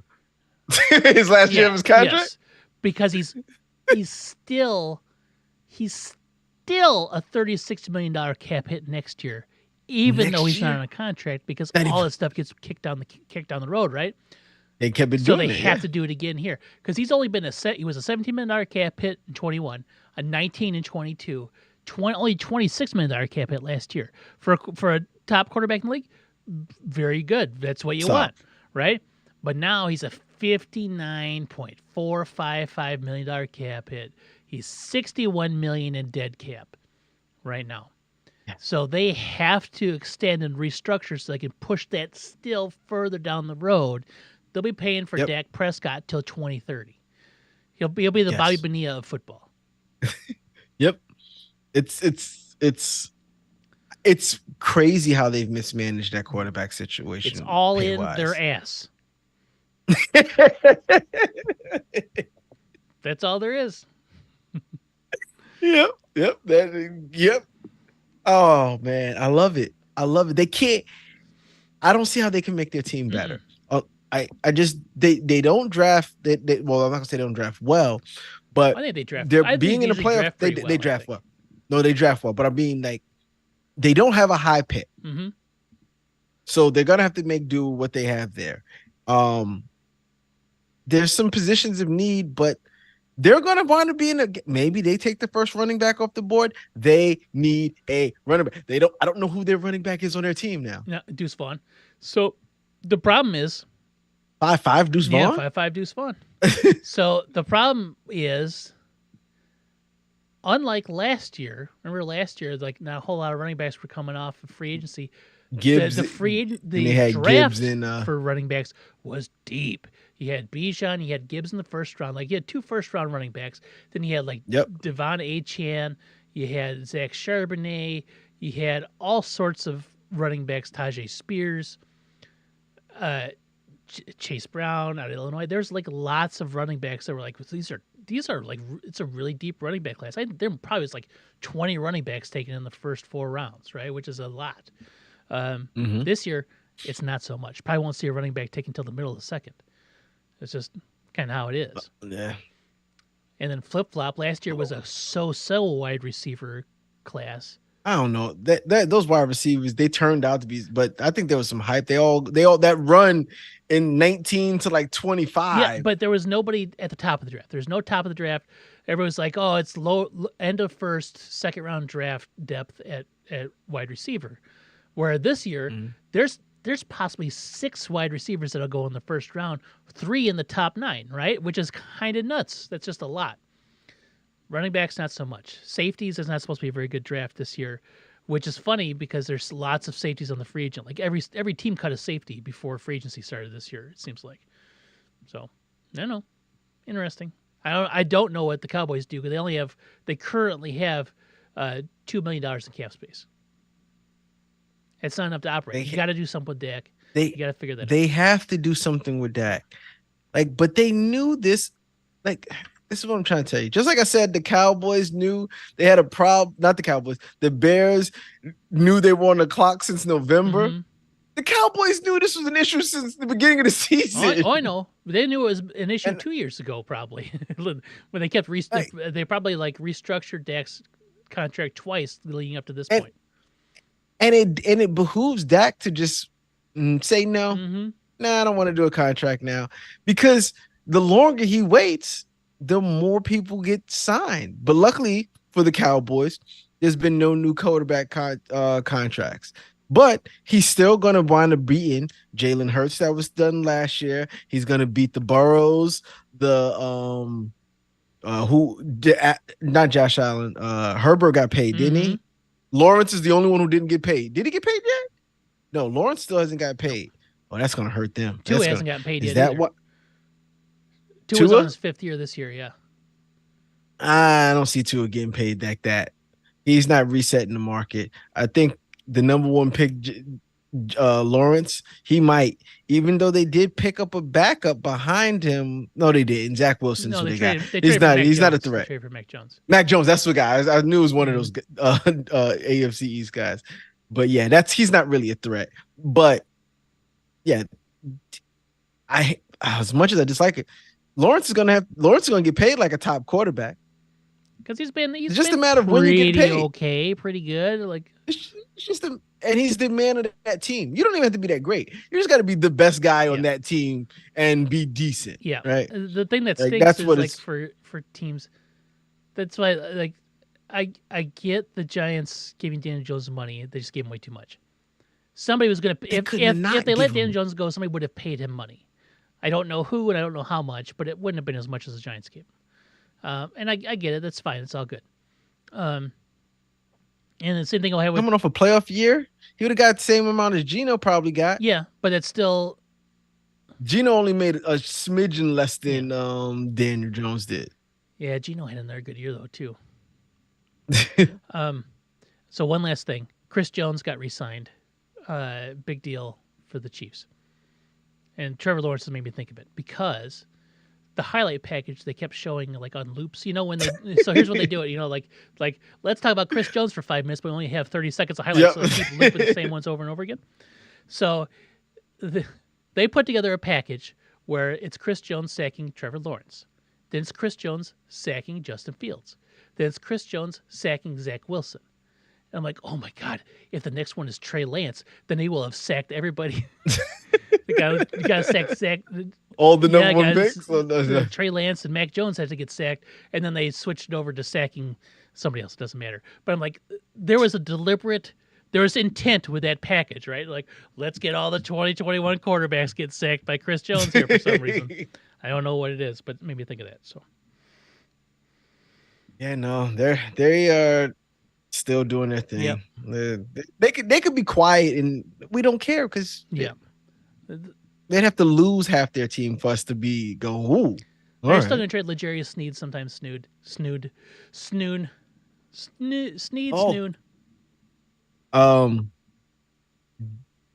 The Packers, man. I like the moves the Packers did. So, I like that. I like my way too early pick from the Packers. Okay, so let's talk running back real fast, right? They've been running a two-headed monster back there, AJ Dillon and Aaron Jones. AJ Dillon, free agent, still available. Aaron Jones was not a free agent. He was due $13 million this year. They asked him to take a pay cut down to $6 million. And he said, nah. It's my ass. So they cut him. And then within less than 12 hours, he signed a deal with the Vikings for $7 million. So $1 million is a lot, right? They got Josh Jacobs. Mm-hmm. I don't know if Josh Jacobs is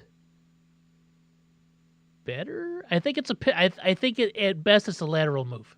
Josh Jacobs had 1,600 yards 2 years ago. But if you look at Josh Jacobs' numbers last year, Josh Jacobs was ranking in the bottom half of running backs. I like Josh Jacobs a lot. The Josh McDaniels factor. But he was only the running back. He was only the coach for half the season. Like I really like Josh Jacobs, and if the Bears would have got him, I would not be paying any attention to his numbers from last year. Right? I would be like just like you were. He had 1,600 yards 200 years ago. Right? 2 years ago. Yes. So they did that. What else had they done? I don't even know. I forgot. But I remember seeing them like, oh, I like the Packers moves. Maybe. You know what? They did sign some people because it's like, oh, they're spending money because they don't have to pay their quarterback right right now. So Oh, they signed Xavier McKinnon, the Yes. Giants' former safety. so I was like, yeah, oh. we'll see. I don't give the Packers any credit. Josh Jacobs is nice, but I don't think Aaron Jones was really good though. Aaron Jones was 1,000-yard back 3 straight years for him. But he's never been Josh Jacobs. Just Oh, like if Saquon Barkley is an upgrade for the Eagles when he never had as good a years as some of their players on their team, Josh Jacobs is definitely an upgrade for the Packers. right, hold on, I'm going to do this here, and we're going to play one game real quick. Oh, whose numbers are Yes. these? Whose numbers are these? And I can't give you the totals because you'll know who they are just from like the. Oh, that's clearly Josh Jacobs. Oh Christ. And last year's numbers don't count. I think he only had like 800 yards rushing. He was not very good. Right.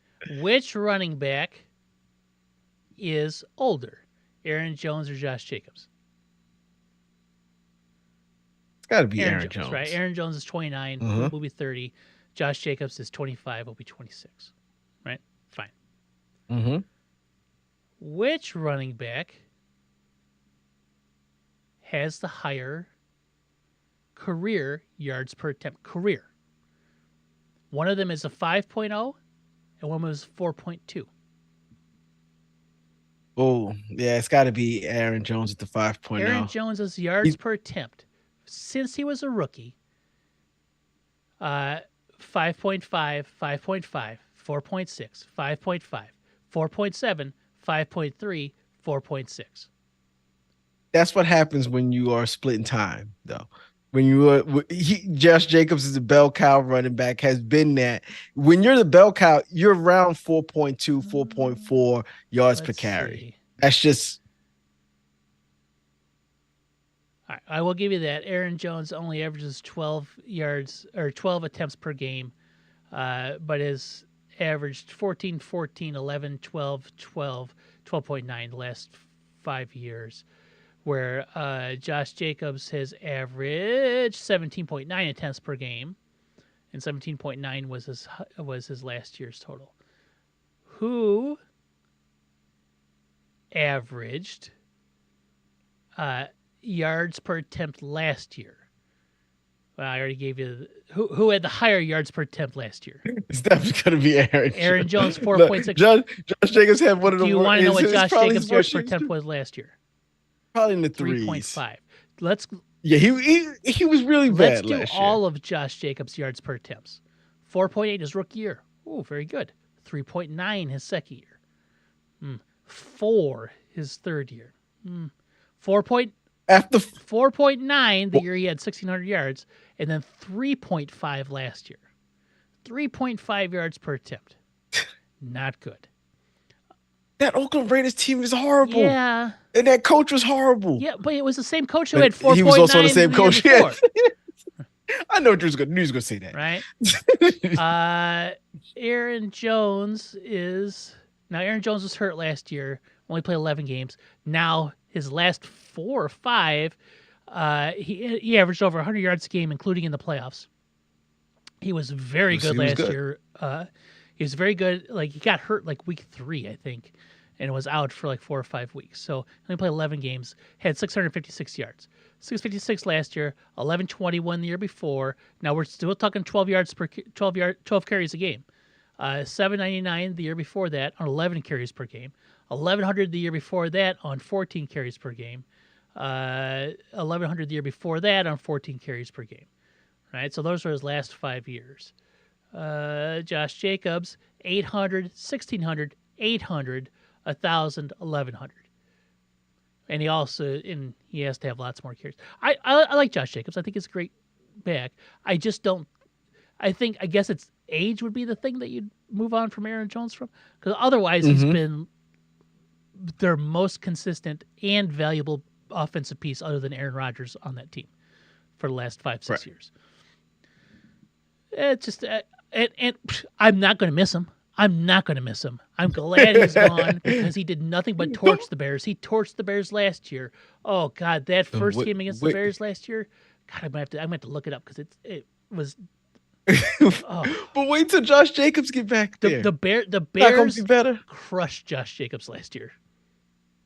The Oakland Raiders stunk. Okay, they did. Watch, just watch.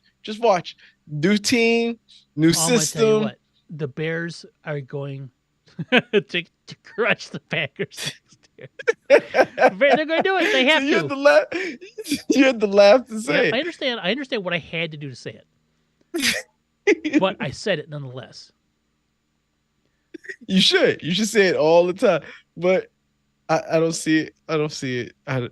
If it didn't happen this year, oh my God, I don't see it happening.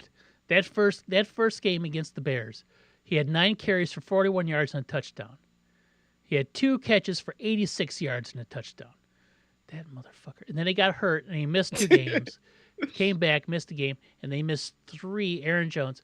Then his last 3 games, he came back for 127, 120, 111 on the ground. And then in the playoffs, he had 118 and 108. He had 118 and 3 touchdowns versus Dallas. Yeah, they can't stop anyone running. But it's hard to move on from that. He averaged 5.6 yards an attempt versus Dallas, and then 6 yards per attempt versus San Francisco. So I like the move. I do. They got younger. Oh, I'm glad. They got a guy who will probably be healthier. Glad he's gone. So he literally went from Green Bay to Minnesota. Last year, David Montgomery went from the Bears to Detroit. Now this year, the Bears signed DeAndre Swift, who was on Detroit. Like, it's almost like a rotation. If Dalvin Cook finds his way to the Packers this offseason, it's a full swap from like 3 years ago. Like, it's just a running back rotation. Like, I don't even know how that happens. Yeah. Y'all got DJ Swift, DeAndre Swift? Mm. He was the first running back off the board. Like, it happened like 4 minutes in. Like, the Bears had an agenda. Like, we need to get our running back, we need to get our guy, and we need to do it before the prices get set. So that's what they did. Got him for $8 million a year, which I think is fine. 3 years, $8 million, 16 guaranteed, right? For a versatile, fast back. You know, I think it's good. They didn't have coming off one of his best seasons. It's a nice pickup. Yeah. It's a nice pickup. I don't hate it. All right. Yeah. Free agency's not been nice to me this year. So far. The Giants had some tackles, some offensive linemen. They got John Runyon from the Packers. That doesn't move the needle for me. He's old. They got some offensive linemen. He's old. He's old. Offensive lineman. Well, would you rather have old and serviceable or young and bad? I just see him just getting injured, and then now we got it old and bad still. It might be the case, young you never know. You just need an offensive line help because their offensive line was terrible, and there's lots of tackles. See, that's why I almost wonder. There's 2 like prime tackles at the top of the draft this year. One's a right tackle. I know the Giants just spent a high draft pick on a right tackle, but get him the hell I don't think here. It's Joe Alt is the guy from Notre Dame, and he's a left tackle, and he'll be start. It's the Olu Fashanu from Penn State, who's a right tackle, and he's a top 10 talent for sure in the draft, and he should. Listen, Evan Neal was a top 10 talent, and I've watched him not learn the game. Okay. At a professional level. Rip that level. Band-Aid off. Move on. Oh, they should. They definitely should. Move them inside. Do something else. Now, of course, like, I sometimes think players only think with their wallets, right? Tackles are going to get paid more than guards, right? But if you're not good at tackle, you're not going to get paid. So why don't you take the move? Now, I understand at some point in time, you're like, no, I'm just going to get better. Keep me here. It's only his 3rd year. He's like, I'm going to get better. I see that's what you're saying. But everyone else around you is like, you don't look like you're getting any Yeah, better. it's tough. So move into guard, prolong your career. Would you rather have a 15-year career at guard or a 6-year career at right tackle? Six is Right. generous. Alex Leatherwood's already out of the league. Remember when the rate?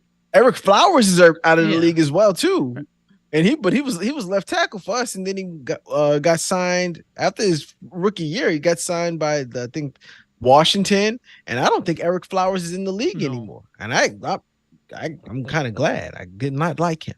He was whoa, whoa. You really only know a bad offensive line, like when like that. You don't really only know offensive linemen when you know a bad offensive line. For me, like the Giants had good offensive linemen. I'm like, yeah, those guys are good. Once I knew Eric Flowers' name, it was not for good. It was not for good. Now I pay attention to offensive great lines. offensive lineman and bad offensive lineman. If you're just like a journeyman good offensive lineman, you're fine, right? You're in the league. Yep. You'll may hop around. I think one of the greatest things that offensive lineman can do is just be on the field, right? Like if you can be healthy and stay on the field and block, you're good, right? Yeah. It's if you can't block, that's the problem. Mm-hmm. Oh well. I've seen that continuity probably helps offensive lines more than anything else. Like just having the same Same guys time, yeah. for yeah, uh, which we did not have last No, year. We it's did not hard. have. Hopefully we can get yeah, especially when you play on a trash field like and I was thinking how much did that field have to take into consideration for Saquon It had to be Barkley? a thought. Yep. It had to Yep. be a thought. Damn that.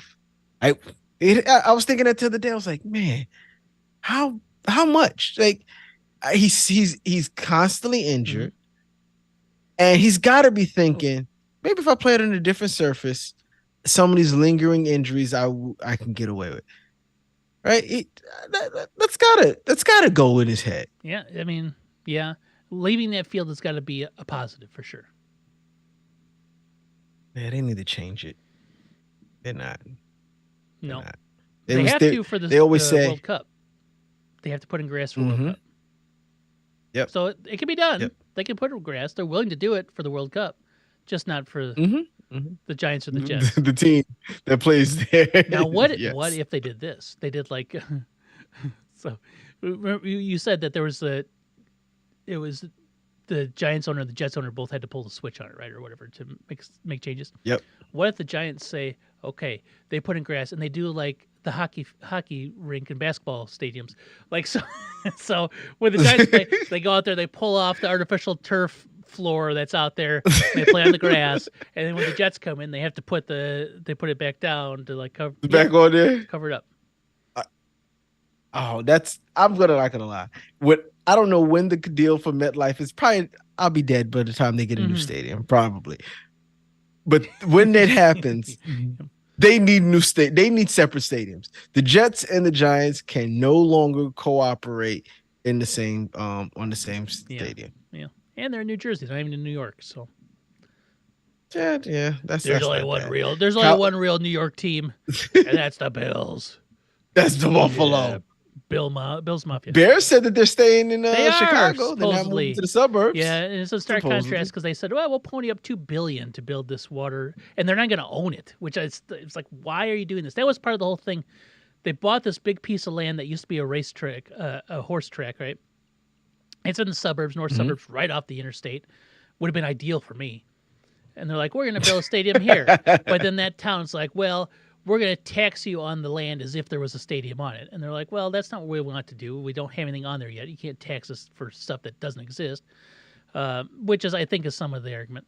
And I'm sure somebody will correct me. And then they're like, well, but the whole thing was we're going to own this giant, like, 10-block sports world, right? A dome stadium and all these restaurants, and it'll all be owned by the Bears. Like, yeah, no, we'll just stay downtown and not own the stadium. Why? Why don't you? Owning the stadium is what generates extra value for you. Them owning a stadium, like, increases the Bears' value, like, doubles it, right? Like, whatever. I don't own the Bears, so I don't have any say in it. All right. But I do have say in this. We gotta bounce. Yes. Yes. Well, I guess I don't have total say, but it's late. Oh no, it's Yes. late. It's late. All right. All That's right. another one. Yeah. Peace. Peace.